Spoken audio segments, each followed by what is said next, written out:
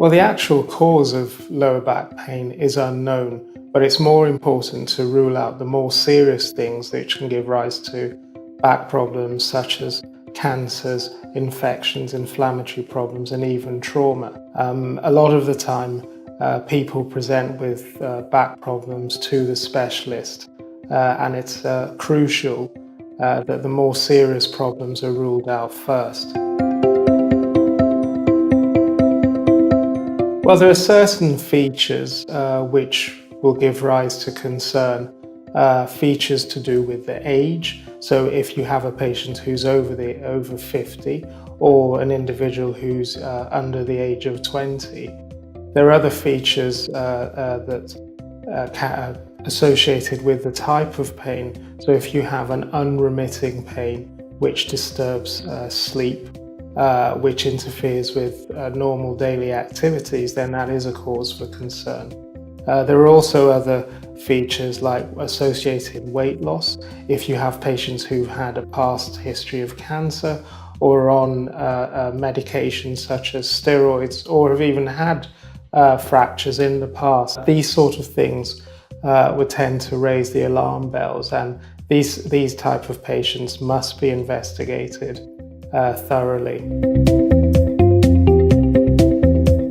So after excluding the more serious causes of lower back pain, then we start with the simple measures, such as encouraging people to remain as active as possible.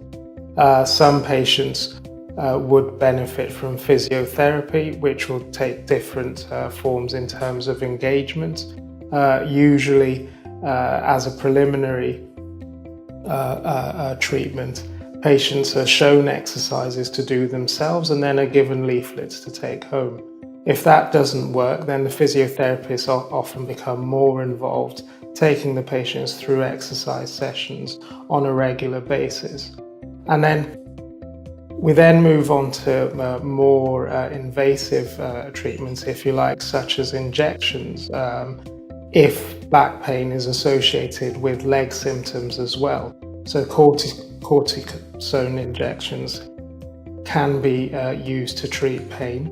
And then for those patients who perhaps have had pain going on for a while and it's starting to interfere with not just their own personal space, but also other aspects of their day-to-day life, such as work, resulting in time off work or time away from friends because they're not able to go out, then a more combined approach where not only do they go through physiotherapy, but then you also add in psychological treatments to help them learn to develop coping strategies to deal with their back pain. And this has been found to be a very useful way of treating people. And then in the background, there's also the use of simple over-the-counter medications such as paracetamol, anti-inflammatory tablets to help to control the pain while the patient gets on with their normal daily activities as best they can.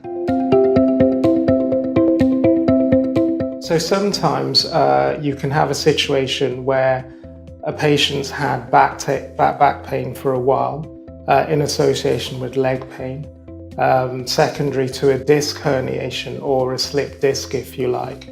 And in very rare circumstances, this can present as an emergency where the nerve supply to the bowels and the bladder is at risk. And in situations such as this, then surgery is necessary. But the surgery is really to deal with the leg symptoms and also to preserve the patient's bowel and bladder function and prevent long-term disability. There are also instances where you can have mechanical back pain due to developmental problems with the spine that can then go on to cause leg symptoms as well. So in these sorts of instances, surgery is appropriate to deal with the mechanical problems around the spine and also to address the leg symptoms at the same time. And this is usually done with a procedure that's called a spinal fusion. And nowadays, the fusion process is facilitated by using metalwork, in simple terms, a scaffolding on the spine to not only provide stability, but then to help the spine to fuse. to help with the pain.